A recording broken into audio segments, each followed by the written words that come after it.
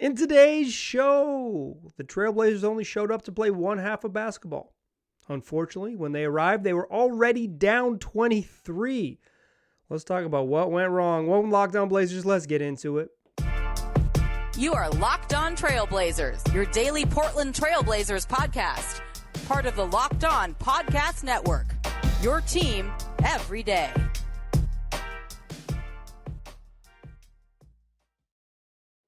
What up, world? It's your past first point guard and Trailblazers reporter, Mike Richmond. You're listening to another episode of Locked On Blazers, part of the Locked On Podcast Network, available wherever you get podcasts and also on YouTube. Thanks for making the show your first listen every day. Free on all platforms, Monday through Friday, coming at you every single weekday. So make it your first listen. Tell your friends to do the same. As Locked On Blazers, your team every day. In today's show, we're going to talk about the Blazers getting thumped at home by the 76ers. A loss that was predictable, but still pretty deflating, frustrating, gross, and maybe even a little depressing, quite frankly. Talk about the frustrations and why I think this loss, the how was much more depressing than the outcome in the end, or frustrating than the outcome in the end. Depressing might be too strong of a word. It was frustrating though, to be certain. And then a little bit of fun to close the show. Josh Hart asked what he should do on a rainy day, and I got some suggestions for him as a closing in on 2 decades living in the Portland's rain, 15 plus years. I'm ready to give some advice. That we'll have some fun to close the show. So stick around for the fun, but let's wade through the muck first. We got to do what we do. Blazers lose. Fastest recap in the West. Blazers lose 105-95 to the Philadelphia 76ers on Thursday night at the Moda Center, and it was ugly early on. Portland scored just 14 points in the first quarter, was down 26-14. Blazers were 6 of 22 in the first quarter, 0 of 6 from 3, and had 5 turnovers, and it got worse from there. Seriously, it got worse from there. They had 14 points in the first quarter, and it got worse from there. Whew. They scored just 20 in the second quarter. At one point in the second quarter, they had 8 turnovers and 7 made field goals. Yuck. They found themselves down 57-34 at the break. As a team, they were 1 of 14 from 3 in the first half. Damian Lillard was 1 of 10 and 0 of 5. He had 4 turnovers, 9 missed field goals, and had not made a three-pointer in the first half. Anthony Simons also had 4 turnovers. Only one Blazer in double figures in the first half. Jeremy Grant had 10, basically scored in transition, or they did not score. And Portland, of course, it's the NBA. Everybody makes a run. Joel Embiid had to leave a little bit earlier than his typical substitution, left earlier in the third quarter than he normally would have. 4 fouls. Blazers make a little run, cut a 26-point deficit down to just 12 with a 14-0 run in the third quarter. It's like, oh, maybe this will be a game. Head into the Shake Milton hits a little jumper at the end of the third, puts the Sixers up 79-65, up 14 in the break after the Blazers had cut it to 12, and it's like, you know what? I don't think they're going to do it, but bless Kevin Galabro and Michael Holton on the Blazers broadcast, because they were extremely positive, trying to sell you on maybe it being a game. And guess what, y'all? I was gonna watch regardless. I had no faith in them coming all the way back, but the Blazers still made it somewhat competitive. 2 Anthony Simons free throws with 3 minutes and 34 seconds left, cut the lead to 7. But after an airball 3 from Jeremy Grant led to a run out by Tyrese Maxey, and a missed spinning layup from Yusuf Nurkic led to 2 free throws by Milton and transition. He got fouled trying to make a layup in transition, hit 2 free throws. That lead from 7 quickly back to 11 in under a minute, and the Sixers cruised from there, held on from there is probably a better way to describe it. They win 105-95. Damian Lillard led the Blazers with 25 points and 11 assists, turned the ball over 6 times, but just 2 in the second half. Jeremy Grant had 24 and 5 boards. Nazir Little had 10 points off the bench. I thought he should have played more. Josh Hart, 8 points on 2 of 6 shooting. Anthony Simons, 16 on 6 of 15 shooting. He had 5 turnovers, just 1 in the second half. Yusuf Nurkic finished with 4 points, 11 boards. He was saddled with foul trouble. He picked up fouls early in the game, picked up 2 fouls early in the game. Blazers had to go to the bench, and believe it or not, Drew Eubanks can't guard Joel Embiid. Joel Embiid finished with 32 points and 9 boards. James Harden, I thought James Harden controlled this game. He just played at his speed, which as he's gotten older is slower. 16 points, 14 assists, 10 boards. He also had 5 turnovers of the ball in his hands a lot. And the Blazers, I thought, played better in the second half on defense. Tobias Harris finished with 11, Tyrese Maxey 15 off the bench, Shake Milton 10, including a big jumper at the end of the fourth quarter and a layup to put them back up double digits late in the fourth.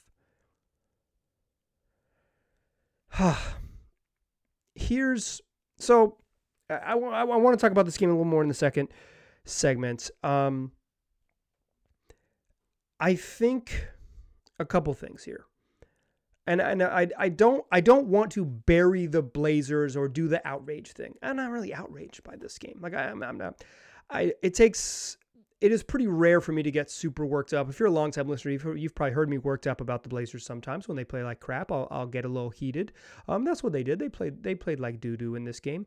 The first 2 quarters were just very, very bad. And you know, down 23 and just 34 points in the first half, you're just not going to win. You're just not going to win. It's too much energy to get all the way back. You know, even crazy foul trouble against Embiid. No, it wasn't crazy, but even a foul trouble against Embiid, even if they've been able to foul him out in the third quarter, it's like, you know, it's just a lot of energy to overcome a 20-point deficit against one of the best defenses in the league. And that's the thing. The Sixers are a really, really good defensive team. If you listen to yesterday's show, I said the Blazers had something like a 15 or 20% chance to win this game. I expected them to lose. The Sixers are really good, and they've kind of figured it out over their last 10, 15 games or so, like the last couple weeks. James Harden looks better. The defense is awesome. The offense, which was really bad in the half court to begin the year, has gotten better over the last little bit. I don't think like overall ranking is that good on offense, but like they're 4th on defense on the year. They're 11th on offense. Actually, I know what they are because I just did a show about this earlier this week. But like, I think they're even better than 11th. I think they're somewhere in the top 5 over the last couple weeks. Like they've been great. They're just playing like one of the really good teams. Joel Embiid is like, you know, having a wild one of those seasons where you only get compared to Kareem Abdul-Jabbar and Wilt, and then whenever you're on the list with it's just you, Kareem, and Wilt, you know you're having a crazy year. Joel's having a crazy year, right? He's going to be he'll top 5 MVP candidate. It's one of the really good teams. The frustrating part is not that they lost, and I don't want to bury them for the loss. And in the end, a 10-point loss to the Sixers at home doesn't look that bad. But the how they lost is frustrating, deflating, and just kind of, it gives me less reason to be like rosy about them going forward. I try to be positive on this show. Like I'm not, I think it's too easy to kill them. It's like, it's such a hack thing to just be like, this team stinks or whatever. Like, it's not what I think. I think they're a mediocre team that plays, wins about half their games, loses about half their games, right? Like that. I don't think they're terrible, but this game was frustrating. I want to talk about the reasons for my frustration and why you should be frustrated as a fan, why it's totally reasonable for you to be frustrated as a fan in the second segment. That's what we'll do. But before we do that, I want to tell you that today's episode is brought to you by LinkedIn Jobs. Look, if you are a hiring manager or someone who owns a small business, you know that success in 2023 all depends on the team members you surround yourself with. That's why you got to check out LinkedIn Jobs. With LinkedIn Jobs, you can hire qualified candidates more efficiently by matching open roles with people who have the skills, values, and experiences to help you achieve your goals. LinkedIn Jobs helps you quickly attract qualified candidates to your open jobs with targeting tools. They go beyond resume data by using insights from your job post, from your company, and from their 875 million member profiles to put your post in front of the most qualified candidates.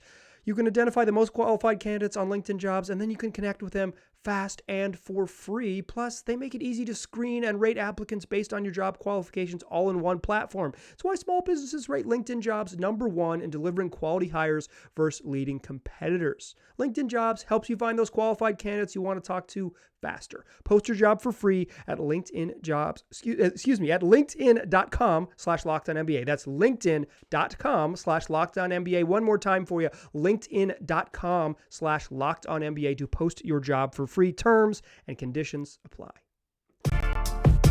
All right. Let's talk about the frustrating part of this game because, again, the outcome isn't that big of a deal. I don't think losing to the Sixers is that big of a deal. And I don't even think the Blazers played terribly. I don't think they played terribly. In fact, I thought in the second half, they really handled the Joel Embiid, James Harden pick and roll well. They shrunk the floor. They brought everybody in basically and said, we're going to make that. We're going to trap Harden a little bit, and then we're going to shrink the floor behind him and make you make a second pass out of that. I thought they were just like straight up good against one of the Joel Embiid, James Harden pick and rolls, like one of the best two-man games in the league. It's right up there among the best.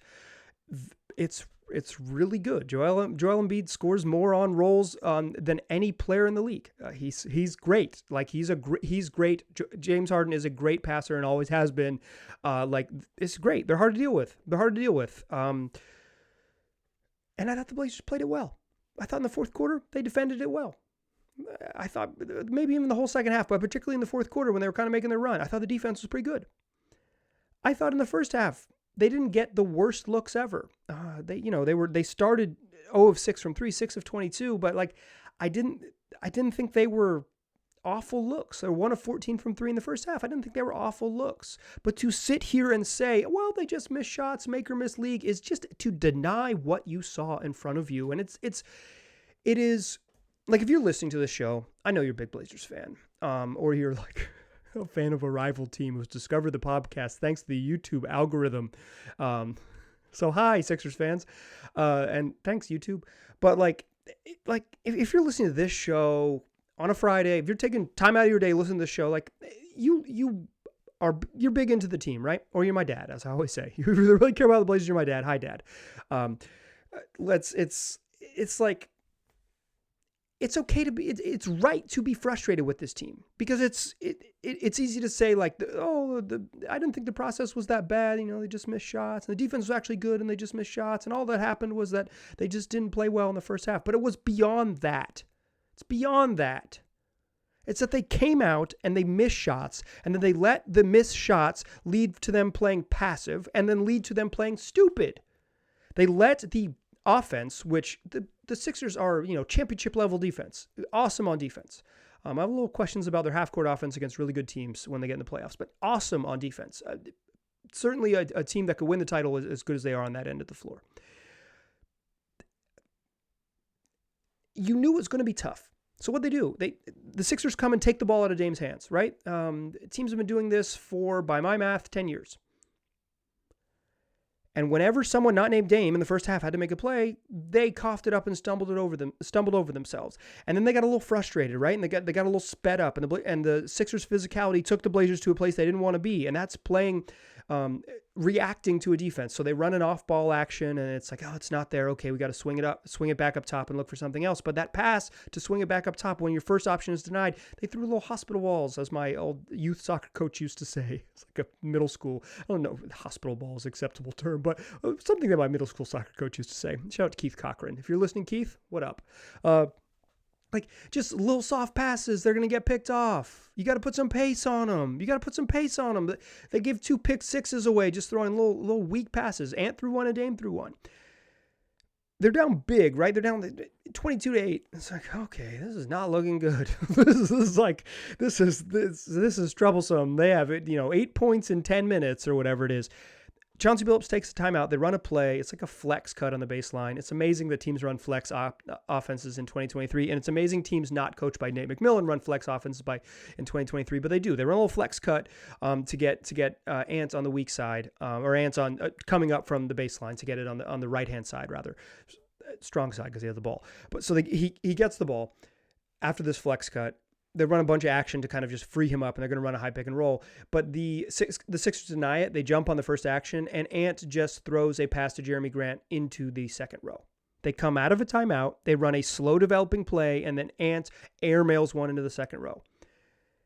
You don't got to pick who to blame on that one. You can blame the coach for running a play for dialing up a play that had just like too much stuff. Like just run your bread and butter in that situation. Like run something you can get a bucket, not maybe a little too much, too many bells and whistles on that one. And you can blame Ant because he threw a terrible pass. Everybody can get blamed on that.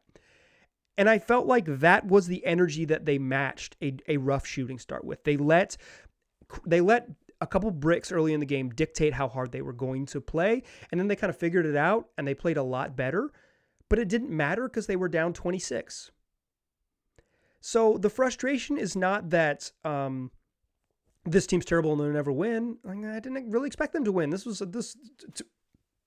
To me, I chalked this up as a loss prior to it starting. I was like, yeah, it's a tough game, probably lose. You can go listen to yesterday's show, third segment. It's the next 5 games that are really going to sort of determine what altitude this team's really going to be at, right? That'll determine where the latitude in the standings they're going to be heading into February. It's the next 5 games that are more important than this one. But to come out in this game and play with the sort of, it's not just energy.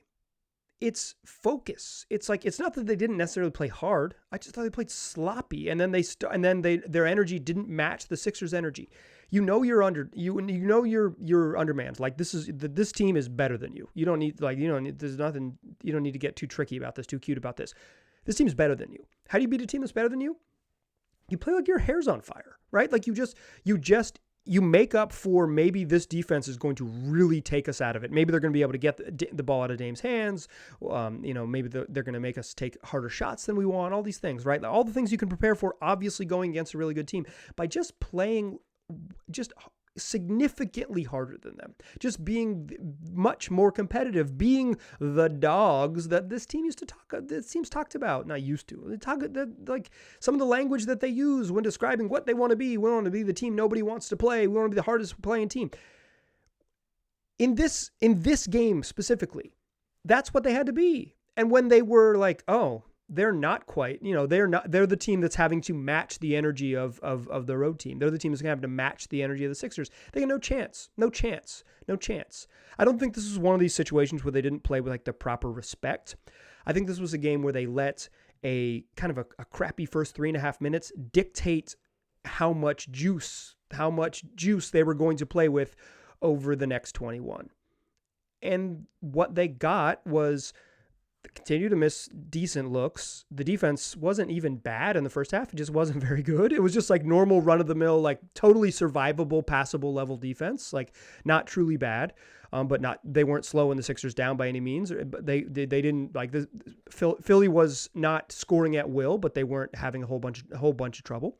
But like that's the passable level defense you kind of expect from this roster, right? Like they're decent enough to be decent on defense. But if you let the other team dictate how and what you're going to do on offense, you have no chance. And that's what the Blazers did. They just didn't bring the requisite juice, the requisite focus, the requisite execution, and that sort of we are going to be the people that dictate the energy, the team that dictates the energy. They weren't that, and they lost. And that's the frustrating part. If they're going to be underdogs against high-level playoff teams for the rest of the year, right? Like they're not going to jump into that tier, that echelon. And if they come out where they're the team that's saying like, okay, how hard are they going to play? How physical are they going to be? Let's see if we can match that. They're going to lose like this again. Like they might not score 34.5, but they're just like going to be in these games where they're like not really competitive at any point in the game. They kind of fooled you by getting within 7 and with 3 minutes left, but they were never in this game. They never threatened in this game. They trailed wire to wire and were not in it. And the frustrating part is that it's like you could tell 6 minutes into the game that they just didn't. This was like a night they didn't have it. How do you not have it at this stretch? That's the question. It's not like, hey, sometimes it's like this. You just lose your focus because you're a really good team. They are not a good enough team to take nights off mentally, and it felt like they did that tonight. It really did. So if you're frustrated, I hear you. I see you. It stinks. What a bummer. Here's the thing. They play more games, 5 more games at home. And like I said on the yesterday's show, now or never. Let's flush this for now. Who cares? Thanks for listening to 20 minutes on it. You want to have some fun? You do. Please listen to the rest of the podcast. We're going to have fun. We're going to have fun to close the show. Josh Hart has been tweeting a lot about how much it rains in Portland. And dog, I know you moved here last February and then you probably went back to wherever you live in the off season, and then you came back here in September. You probably didn't know about this. Now you've been here from October to middle of January. Yeah, yes, Joshua. It's wet here. It rains. So Josh wants to know what he should do in the rain. I got some suggestions for him to close the show. But before we do that, I want to tell you about Built Bar, the best tasting protein bar ever. I've been eating Built Bars for 3 years. My personal favorites, peanut butter brownie and cookies and cream. I would order them from built.com, but now they're available at brick and mortar stores. Walmart and Sam's Club carry Built Bars. And if you live in the United States, chances are you live close to a Walmart or a Sam's Club. So go find out if I've been telling you the truth about these delicious bars with, on average, 17 grams of protein, 130 calories, and just 4 net carbs. Under 5 grams of sugar, just 4 grams of sugar on average. Go find out if I've been telling you the truth. Go buy a 4-pack at Sam's Club, and if you like them, hit up Walmart and buy the 13-pack. Find out if your boy Mike has been lying to you all these years. Check them out, Built Bars. Still a pass first point guard. Still Mike Richmond. You are still listening to Locked On Blazers. Let's have a little fun to close the show. I try to do Friday shows, try to end the week with a little bit of fun. The Blazers didn't deliver much fun, and I wanted to be honest kind of about, like, I don't want to lie to you as a fan, but I also don't want to like send you into the weekend if you're listening to this whole podcast like, this team stinks. Let's end the week finding some joy with a smile on our face, courtesy of Josh Hart. Josh Hart on Twitter has been tweeting a lot, sent out multiple tweets too, by my count, about how much it rains in Portland. Like basically like, oh, it never stops raining in here. And then follow up the next day like, so what do you do in the rain? Josh's wife is pregnant, so I cooked up some ideas that you could do with a pregnant partner. None of them, unfortunately, like going to a brewery, a classic Portland thing to do. Not money. Going to wine country. Josh Hart's a big wine guy. Has a bunch of wine at home. His wife can't even partake beyond whatever small ounces is considered safe. That's between you and your doctor, Josh Hart's wife. But like it's so instead of offering the sort of classic Portlandy things, I cooked up some real deal ideas you can do on a rainy day in Portland. I was also inspired because I am a lurker on Rip City, r/Rip City on Reddit, and there's always like, hey, I'm coming to a game. What should I do? And people are like, go to Spirit of 77 and then go to Dr. Jack's. And those things are like, very close to the arena, and it's a big city. So this is also can function as the like post for real things to do in Portland, Oregon. Have a little fun. Josh Hart, here's what you can do in the rain, Josh. Also, real quick before we get into this, it does worry me that Josh Hart is having a hard time with the weather here and is entering free agency. Okay, enough on that. Here's some things you could do in the rain.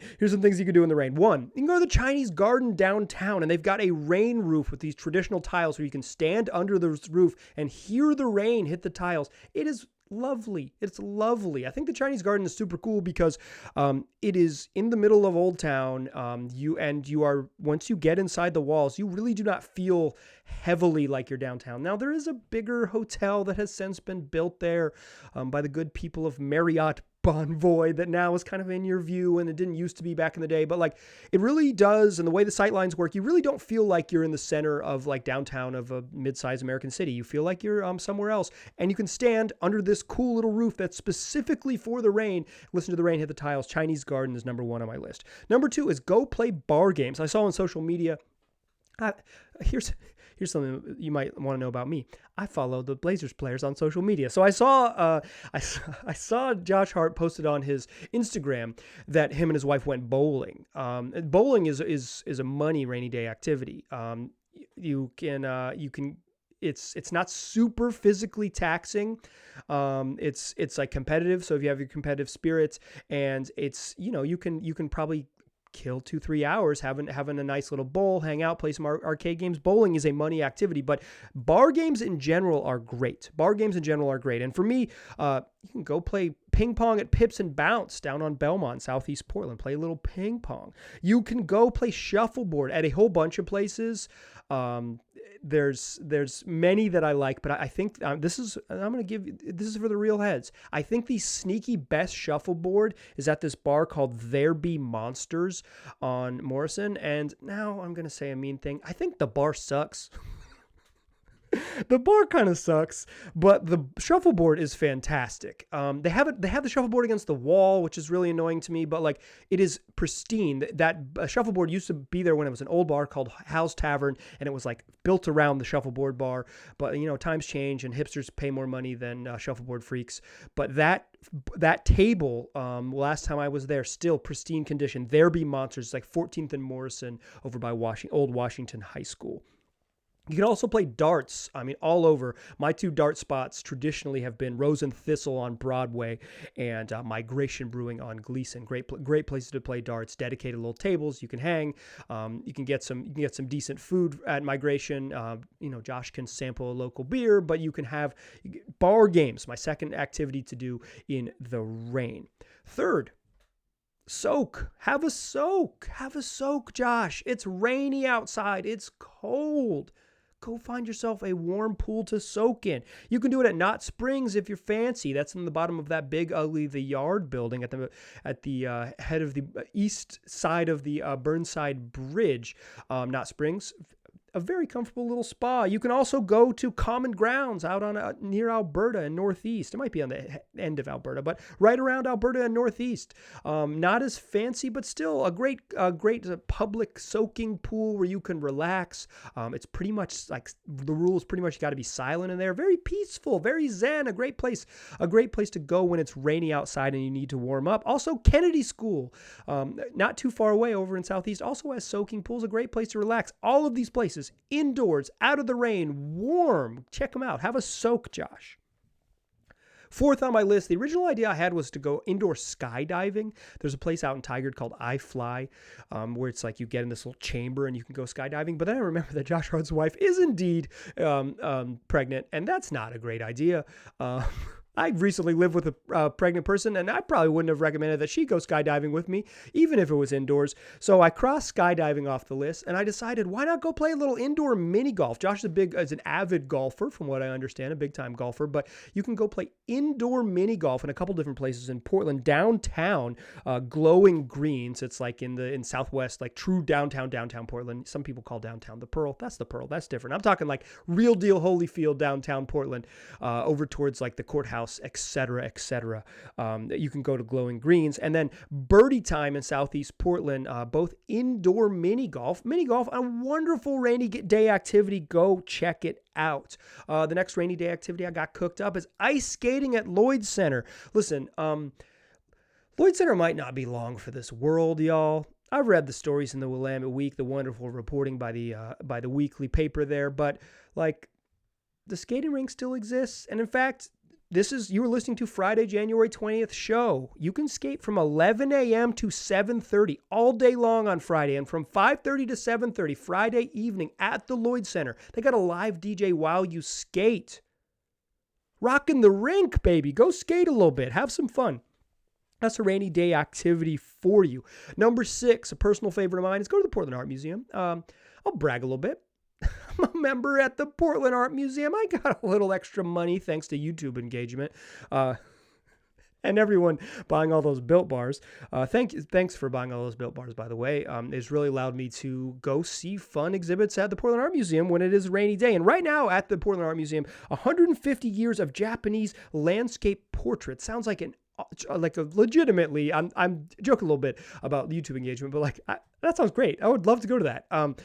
It's going to be a rainy weekend, but maybe catch me pushing the stroller through the Portland Art Museum. 150 years of Japanese landscapes at the Portland Art Museum right now. A wonderful rainy day activity. Wonderful. You could kill 3-4 hours in there. No prob.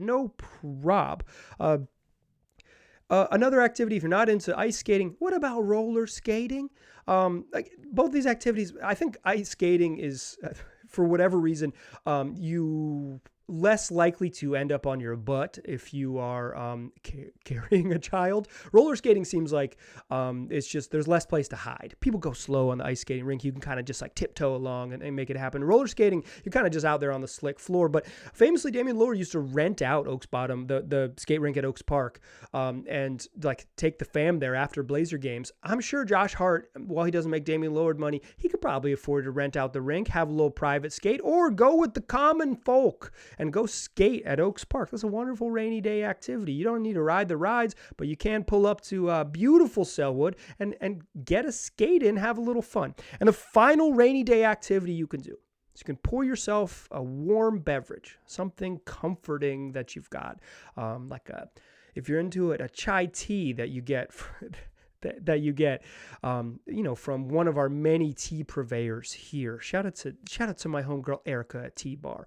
You could get a delicious coffee from one of the many roasters in town that I won't buzz market because I got my full. I don't want to offend my variety of people that I purveyors of coffee that I'm selecting my beans from. Pour yourself up some tea. Pour yourself up some coffee. If you're not a tea drinker or a coffee drinker, get whatever beverage that brings you comfort. And listen to Locked On Blazers. Make your first listen every day and tell your friends to do the same. That should keep you warm in the rain, Josh. I appreciate you listening. Hope you had a little fun. Do a little Blazer tourism with me. Portland tourism with me, rather. Come back. Blazers play some more games over the weekend. We do this every day of the week. So come back for Monday's show. Available on all platforms. YouTube, wherever you get podcasts. Tell your friends to do the same thing. Make it your first listen. Make it your second listen. Locked On Game to Game NBA. It is a daily show recapping all of the biggest performances, games, highlights, news you need to know from every game in the league, brought to you by us, the folks at Locked On, each individual host, each individual reporter in their local city, bringing you the news from inside the arena. It's a great way to catch up on all the action you missed. Available on all platforms, so make it your second listen. I appreciate you listening. I'll talk to you soon.